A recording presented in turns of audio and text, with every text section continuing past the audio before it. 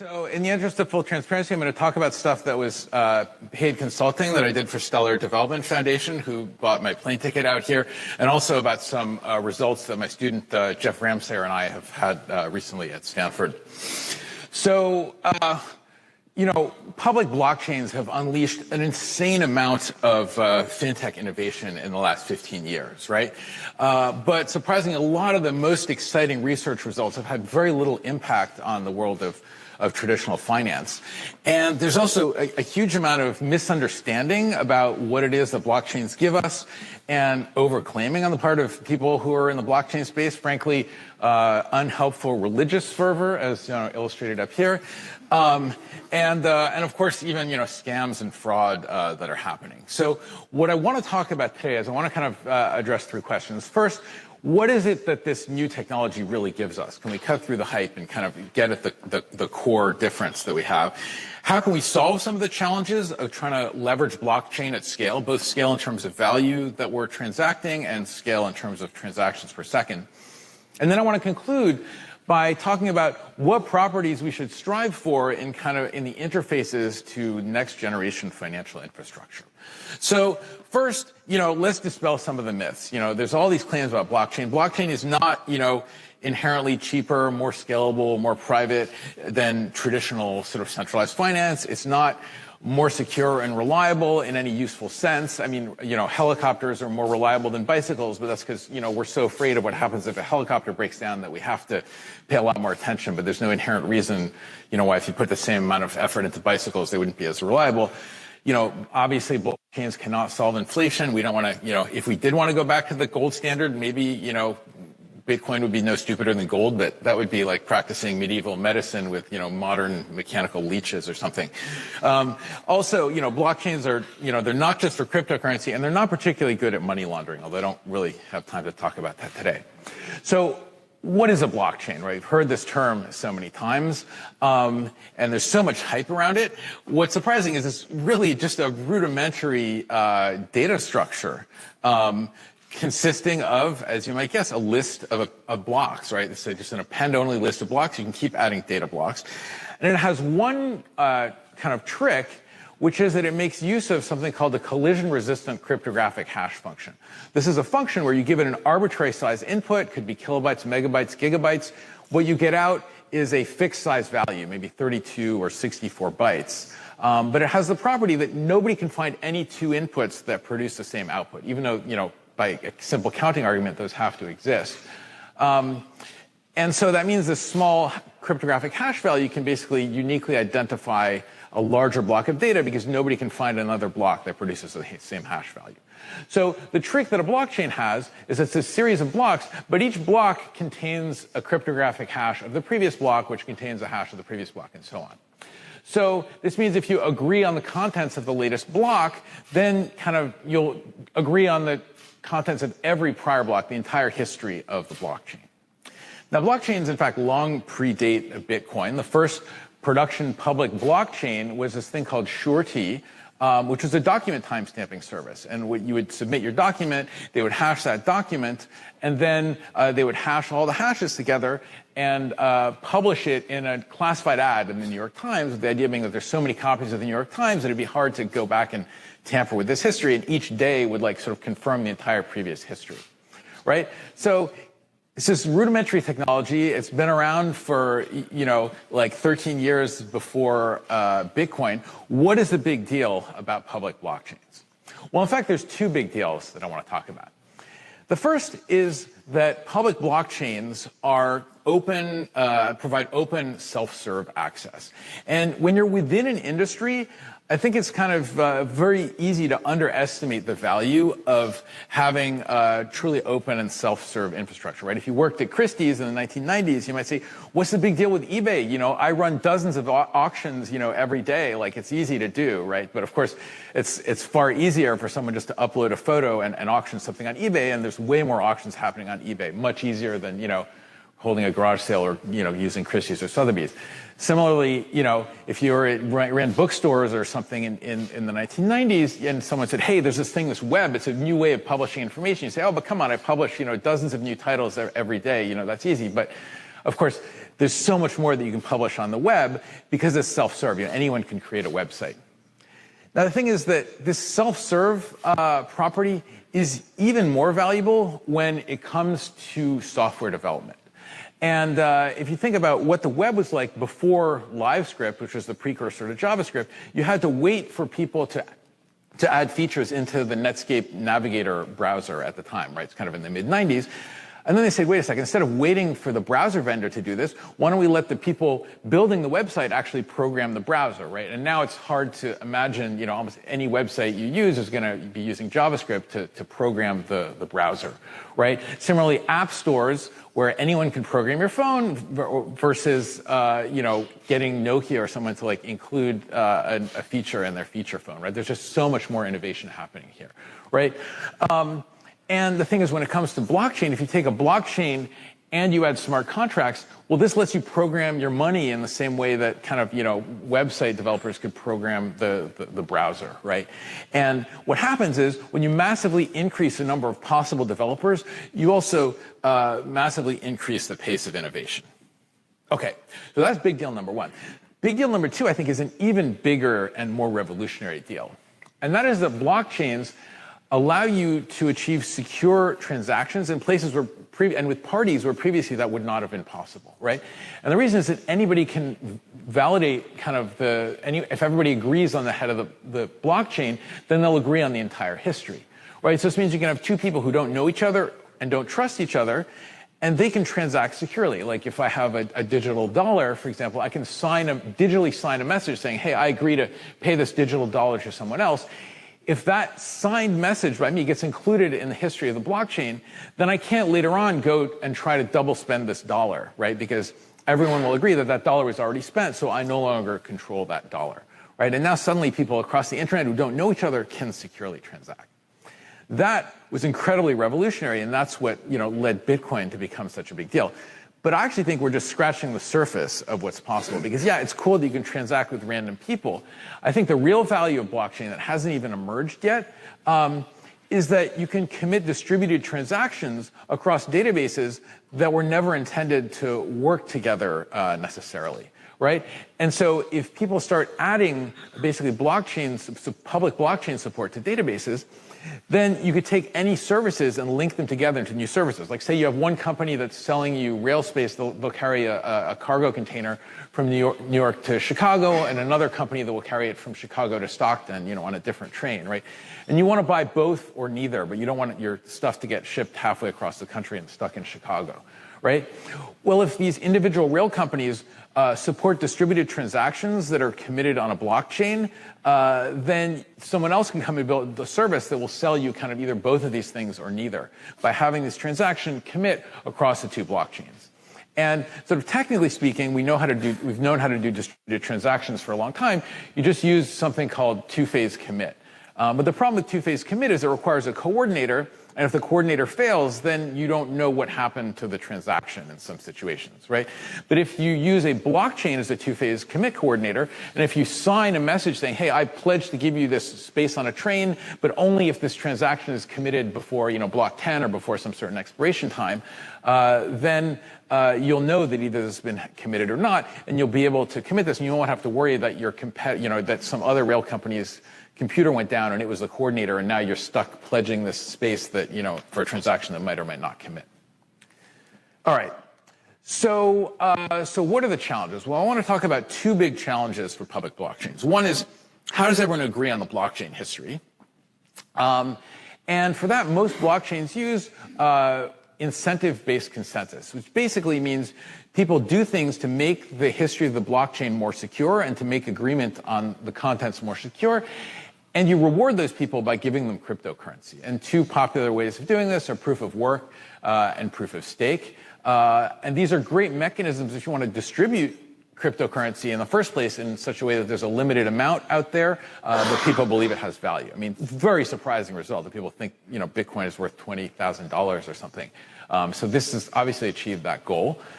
But the thing is, what if you actually you don't care about cryptocurrency? You want, dollars out there, right? So then what do you do? And maybe these aren't ideal. And the second challenge is, how do you scale blockchains such that they can achieve very high transaction rates? And the problem here is that everybody agrees on the blockchain history, the history of transactions, but they also have to agree on the result of executing all those transactions. And if you want to execute transactions fast, you need to do it in parallel across multiple CPUs. And so then you have to worry about, will the interleaving of your different CPUs introduce non-determinism where people can end up with different results? So these are the problems that I want to tell you how to solve today. So the first problem is, if you're using incentive-based consensus, what happens if you really care not about cryptocurrency, but about issued assets, right? So these would be like CBDCs or deposit-backed stablecoins, tokenized securities, carbon credits, loyalty points, whatever. Something where the reason this token has value is because of some commitment by a real-world issuer. So the problem with incentive-based consensus is it requires belief in future value of the cryptocurrency, right? And today, the main source of value for cryptocurrency is that people think it's going to appreciate in value. But the only intrinsic value in cryptocurrency is that it lets you pay transaction fees on a blockchain. So if what you really care about are issued assets, you have kind of a different scenario from cryptocurrency. First of all, the utility that you're getting from the blockchain is actually cross-asset interoperability and the ability to kind of bootstrap new markets and new liquid, transparent markets where everyone can, pay the same price for something. It's not crypto valuation. You don't care if the price of Bitcoin goes up or down or Ethereum, right? You just want to move dollars around. So the second issue is that if you're issuing like a large amount of some asset on a blockchain, like maybe you want to someday put $1 trillion worth of a CBDC or deposit-backed stablecoin on a blockchain, for things of that magnitude, you can't really subject the security to the whims of these anonymous miners or stakers who are participating in these traditional consensus protocols for blockchains. And the final thing is that fees are strictly negative, right? If you're creating a digital dollar, then the more cheaply and easily that dollar can move around, the more value that dollar has, right? So these transaction fees that are kind of the inherent value of cryptocurrency, they're actually bad when it comes to issued assets. So to put the security in more perspective, there's a website called crypto51.app that lists for proof-of-work blockchains how much it would actually cost to attack them. And you can see that kind of to attack Bitcoin would require maybe like $1 million an hour. Okay, sounds like a lot, but maybe not enough if you've got like $1 trillion circulating on there. And then after Bitcoin, it like completely drops off. Everything else is kind of tiny, tens of thousands of dollars per hour.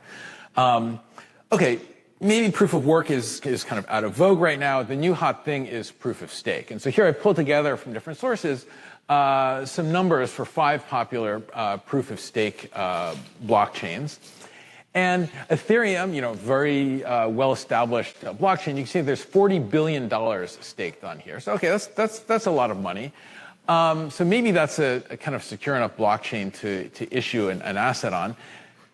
The problem is the transaction fee, $1 billion a year. So that works out to, about $5 a transaction, sometimes less, sometimes a lot more.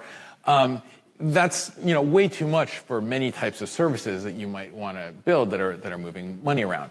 On the other end, you have Algorand, which is a very high quality blockchain, like a very elegant proof of stake twist on proof of stake that they have, where you can see that there's only $235 million staked, and that's not really enough security for a lot of applications because you can start seriously messing with a blockchain when you have say a third of the stake, so that would be $100 million. And, if you lever up and like borrow, you might be able to borrow $100 million of algo for like 10 or $20 million. So, for, $20 million, you can start messing with something. So you really want to think twice if the asset you're issuing on there might someday be worth, billions of dollars.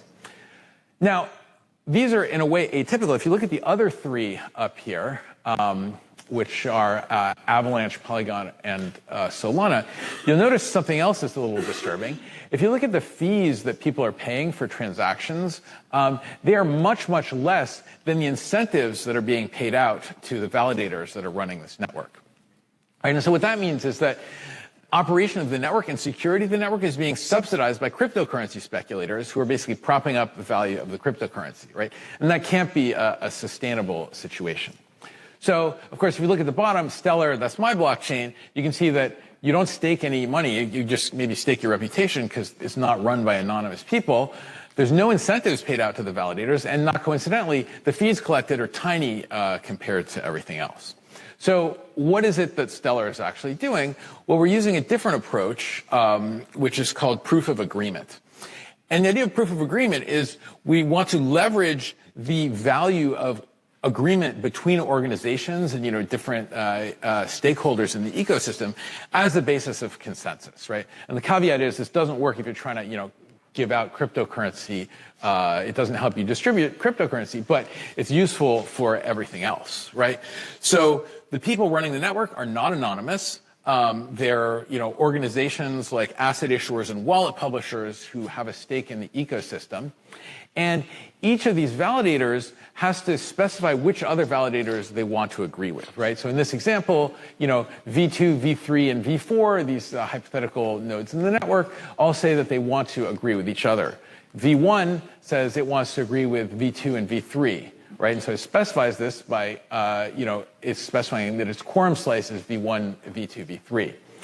So what this means is that V1, V2, V3 cannot come to consensus. They cannot extend the blockchain in the system because V1 is saying, I'm only going to agree to something if V2 and V3 agree, but V2 and V3 are saying, well, we're not going to agree to anything unless V4 does. So basically, for V1 to agree to anything, this whole network would have to agree to it.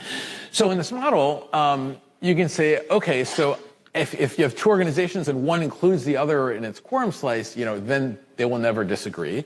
That's good. What if you have two organizations that don't do business with each other and they don't include each other in their quorum slices, and maybe a bank in California and a bank in India, will they agree with each other? And the answer is yes, if the graph of these quorum slices transitively converges.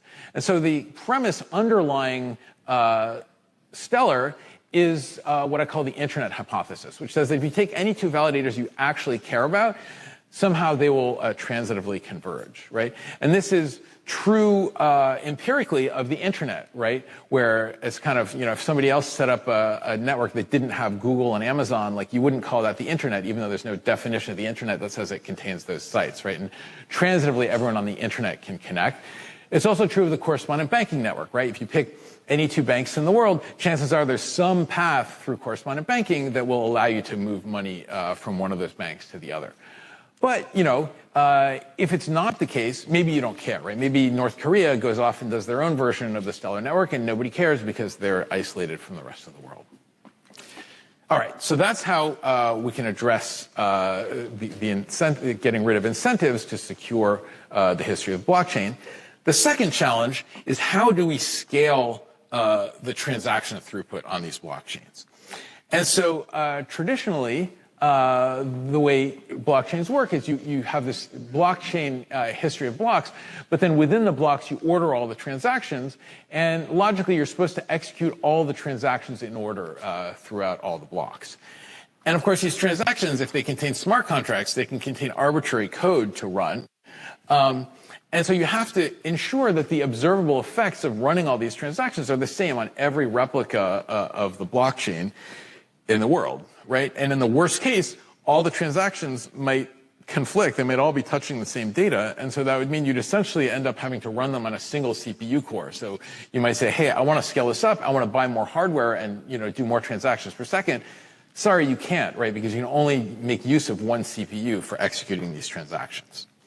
So my student, Jeff Ramsire, who just submitted his PhD thesis on Friday, a brilliant thesis. If you're interested, I would refer you to that.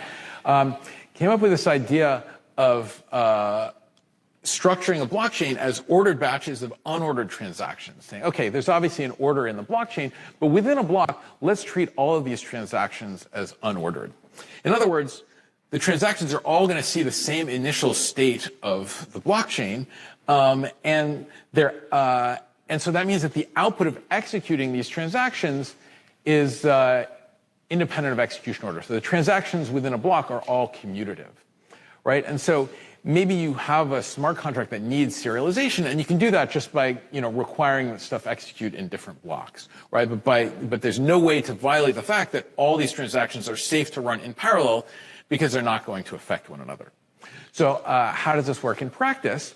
Well, what happens is these, a transaction might have execute a smart contract with some code, and the code is going to, for the most part, output a set of commutative deltas, right? Instead of saying, hey, set this account balance to $10, it's going to say, hey, add $10 to this account balance. And the nice thing about that is if you have two transactions that are, adding $10 to an account balance, those commute, and you can even kind of on a single CPU core combine those deltas in a way that makes efficient use of the cache in the CPU to get very good performance. But you might worry, wait a sec, what happens if, there's a conflict? Like here, we're subtracting $10 from A's balance, and then we're subtracting $20 from A's balance, but A only had $25, so now we've got a negative balance. Like we can't allow that, right?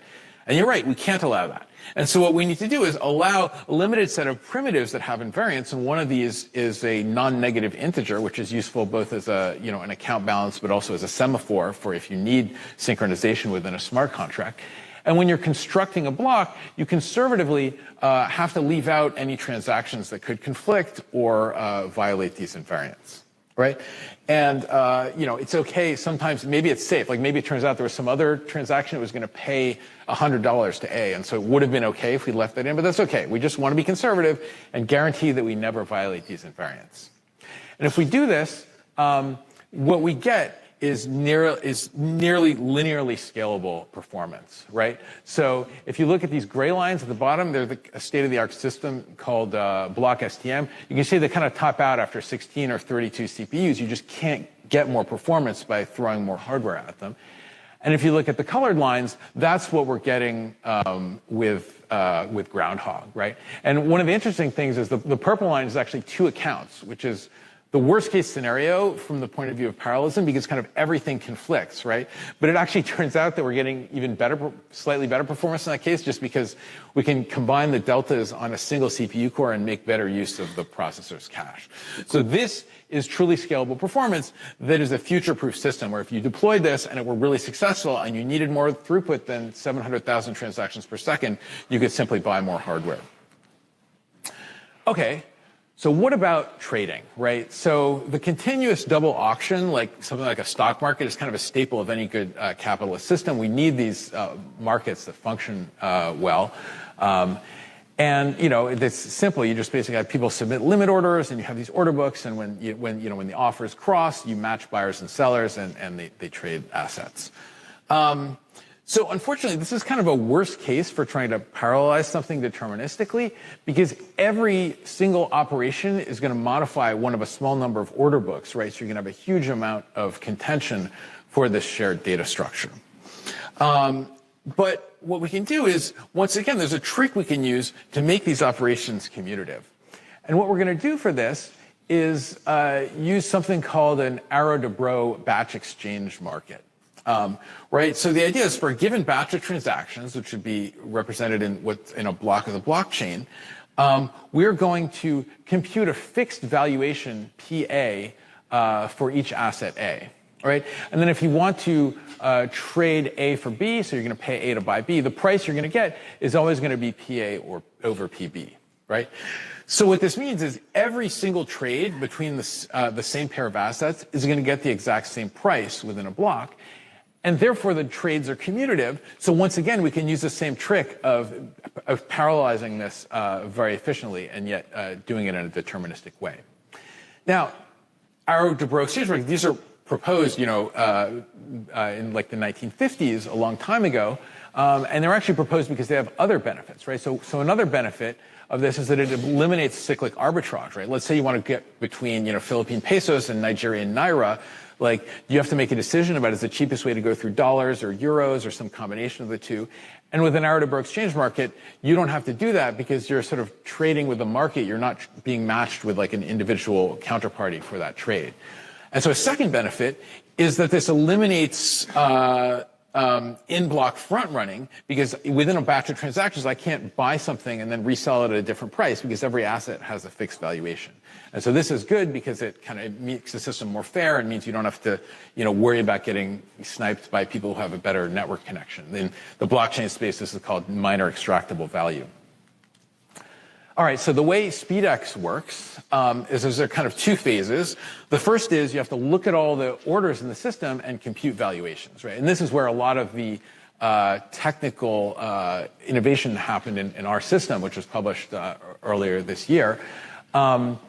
Basically, we found a much more efficient way to approximate these trades. Previous approaches were kind of at least quadratic in the number of offers, but you might have tens of millions of offers open, so that was just a non-starter.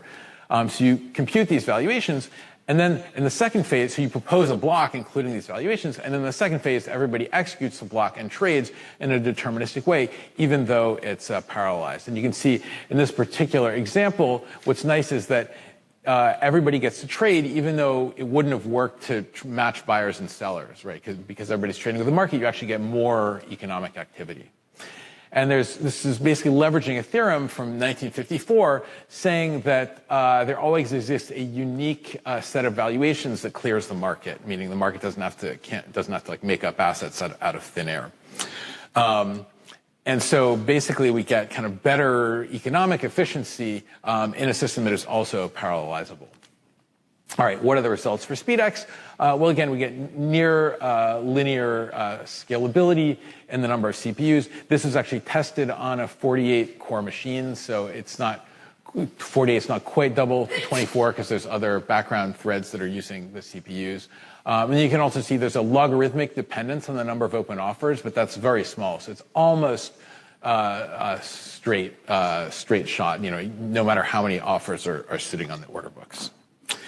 All right, so what to conclude from all this? So I want to leave you with, what I think are some lessons that we should take as we go to design the interfaces to kind of next generation fintech.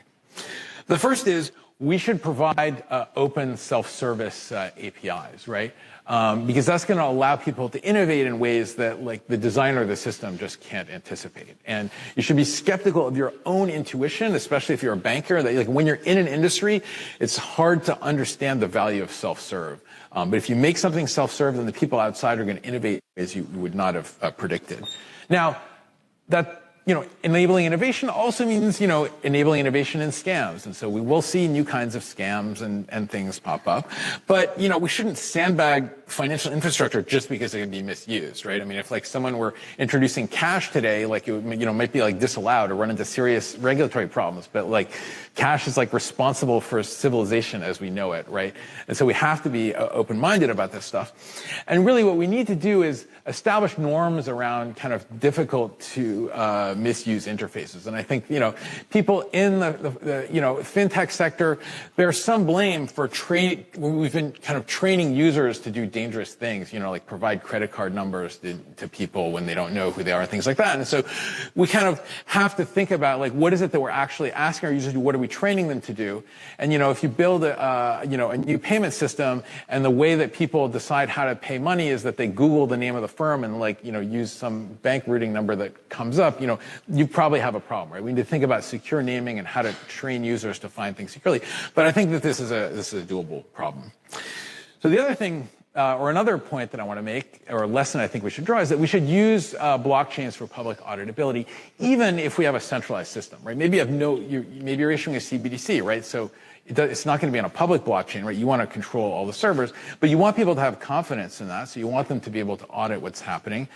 More importantly, you want people to be able to build systems on top of that integrate across multiple systems, including public blockchains, other CBDCs, and so on. And so the ability to have an action on your ledger, sort of trigger actions in other systems, is possible when you're using a blockchain, because then people can observe that and build software to observe that and do certain things in response to certain things happening and verify that those things really happen. And finally, and this is probably a message that you haven't heard before, but I think is very important, is that you should, wherever possible, try to design commutative APIs in order to achieve scalability, and especially scalability in a deterministic way. it turns out that there's a result from MIT and Harvard called the Scalable Commutativity Rule, which says if you want good performance in your parallel systems, use commutative APIs. So it's a good idea anyway, but then it's a really good idea if you want to structure your system as a blockchain, because it kind of naturally lends itself to a structure in which you have ordered blocks of unordered transactions, which can be executed deterministically. All right, so thank you very much. And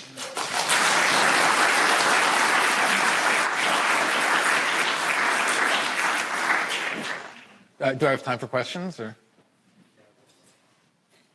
one question? All right. Go ahead. Yeah. Oh, the mic is here. Okay, thank you. Leonardo Gambacorta, Bank for International Settlements. I like a lot your presentation, and I like also these two ways you propose to solve problems in the blockchain, that is congestion, fragmentation. I was wondering about another problem in governance, that is the Oracle problem. Do these two new elements solve the Oracle problem in a blockchain? And then also the fact that in your solution you seem to push towards some solution that implies some level of centralization. Also the fact that in the governance is in a way regulated by means of someone who is known in terms of the system. So do you think that the decentralization is essential for the use of blockchain? Because you seem to allude that blockchain is a valid instrument even in a system where there is centralization. And if there is centralization and a commercial bank and a financial institution could centralize the system, why a central bank cannot do this? Okay, so I think there's kind of three questions there. One is about centralization. Should blockchains be centralized or not? And to that, I would say that I think centralization is maybe on a spectrum, and we want centralized. For example, if we had a CBDC, I think the best way to structure that is as a centralized blockchain. If we have a forex market to allow people to trade between different CBDCs, we want that to be decentralized. But the specific way in which I think it should be decentralized, which is what would be supported by my consensus protocol, the Stellar Consensus Protocol, would be you want a system in which, say, the United States, right? Like, we have a lot of clout, and we should, because we're an important economy. We're have the rule of law here and other, good properties, more or less. And so we want a system where we have a lot of clout in running this thing. But if we act like complete jerks, the rest of the world needs to be able to say, okay, we're going to ignore what the U.S. is doing, because we can't just have the U.S. completely controlling the entire global financial network. And so that's exactly what the Stellar Consensus Protocol gives you, where everybody would say, oh yeah, of course we don't want to accept any consensus unless the United States believes that that's happened. But if we act like go completely off the deep end, the rest of the world can say, okay, we're going to remove the United States from our quorum slices because they're being kind of jerks. So I think that this is it allows the kind of brinkmanship which we normally have in sort of international relationships, and I think that that's a good thing. In terms of governance, the way the Stellar Consensus Protocol works, you have a nice ability to do governance by voting. And again, you kind of need consensus of a quorum, so the more people who want to agree with you, the more clout you have in that system. Now, I think your third question is, well, how do you do oracles in any of these systems? And so Oracle, the idea being you have a smart contract, but it's only going to do something if somebody says that it rained or something like that, because it's like weather insurance or something. So for that, Groundhog has kind of a nice solution, because you have this kind of pre-execution phase when you're deciding which transactions conflict and don't conflict.